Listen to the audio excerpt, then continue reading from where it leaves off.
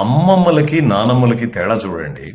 అమ్మమ్మల దగ్గర పిల్లలు ఉంటే మోస్ట్ సెక్యూర్గా ఉంటారండి. మోస్ట్ సెక్యూర్గా అంటే మనం వెనక్కి తిరిగి చూడక్కర్లేదు. యాక్చువల్గా మన అమ్మమ్మల ఇంటికి వెళ్ళామనుకోండి, మన పిల్లల్ని వాళ్ళ దగ్గర పెట్టేసి మనం వెళ్ళిపోవచ్చు బయటికి. ఏ ప్రాబ్లం ఉండదు. ఏ ప్రాబ్లం ఉండదు. 2-3 రోజులు బయటకు తిరిగి వచ్చినా కానీ తల్లి ఒక్కరోజు కూడా కాల్ చేయదు. అమ్మమ్మలు ఒక్కరోజు కూడా కాల్ చేయరు, ఎక్కడున్నావు, ఏం చేస్తున్నావు అని. ఏం చేస్తున్నావు అని అడుగుతారు కానీ ఎప్పుడు వస్తారావు అని బిట్టి పరిస్థితిలో కాల్ చేయరు. నానమ్మలు ఉన్నారనుకోండి, ఇంటికి రాగానే ఇదిగోటమ్మా నీ పిల్లలు అని మనకి ఇచ్చేసే ఇది నేను చాలాసార్లు చూశాను అనమాట.